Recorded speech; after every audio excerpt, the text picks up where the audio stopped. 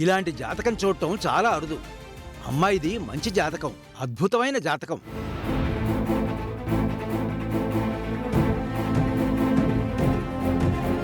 అయితే ఇద్దరి జాతకం బాగుంది, పెళ్లి చేసేయచ్చా?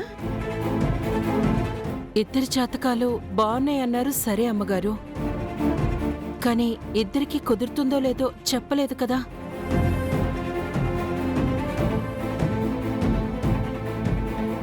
కుదరడము అంటే పెళ్లి విషయంలో అబ్బాయి జాతకంలో ఇబ్బంది ఏమీ లేదు గాని అమ్మాయి జాతకంలోనే పెళ్లి విషయానికి వచ్చేసరికి అందమైన మొహం మీద చిన్న పుట్టుమచ్చున్నట్టు అమ్మాయికి మాంగళ్య దోషం ఉందమ్మా.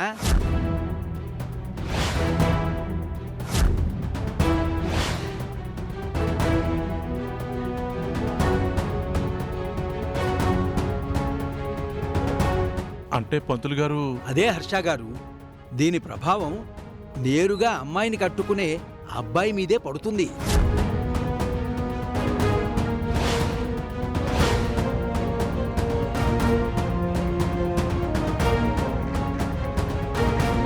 పరిహారం ఎలాగో ఉంటుంది. ఈ అవకాశాన్ని ఇప్పుడు వాడుకోవాలి. ముందు వీళ్ళ పెళ్లి ఆపేయాలి. అబ్బాయి మీద ఉంటుంది అంటే చామంతిని పెళ్లి చేసుకుంటే గుణాబాబుకి ప్రాణగండం ఉందనే కదా బాబుగారు.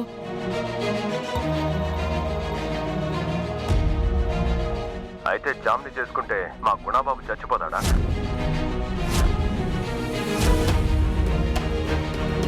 అంతే కదా చెట్టి. ఈ పెళ్లి కనుకైతే గుణాబాబు గారి అంతమే మనం చూడాల్సి వస్తుంది. అమ్మయ్య, బతికించాడు. ఏయ్, ఏంటా మాటలు? తప్పేమన్నావు అమ్మగారు.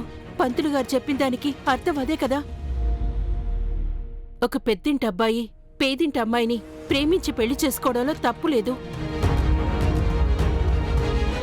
చేసుకుంటే ప్రాణగండం తప్పదని తెలిసి చేసుకోవడం తప్పే కదా అమ్మగారు. ఏహే ఆపండి చంద్రిక గారు, ఇలాంటి అసలు నేను నమ్మను. నమ్మిస్తా కదరా.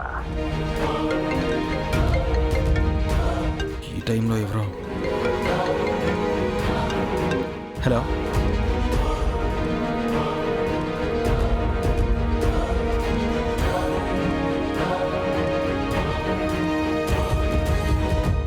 Magnetic power on.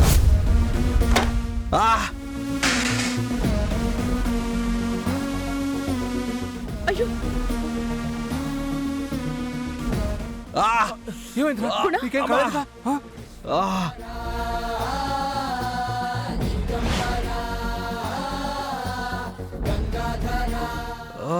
చూసారా, నమ్మనన్నాడు. అనగానే పెళ్లి చేసుకుంటే చేస్తావరా అని ప్రకృతి చూపిస్తుంది. నమ్మండి గుణగారు, ఈ పెళ్లి మానుకోండి. నో, నేను నమ్మను. ఇవన్నీ మూఢనమ్మకాలు.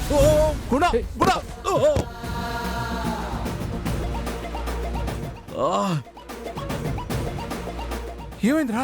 అమ్మా, రే గుణ, ఏమైంది?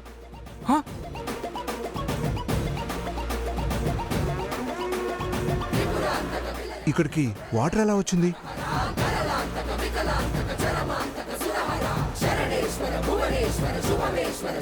ఇదంతా చిట్టినే చేశాడా?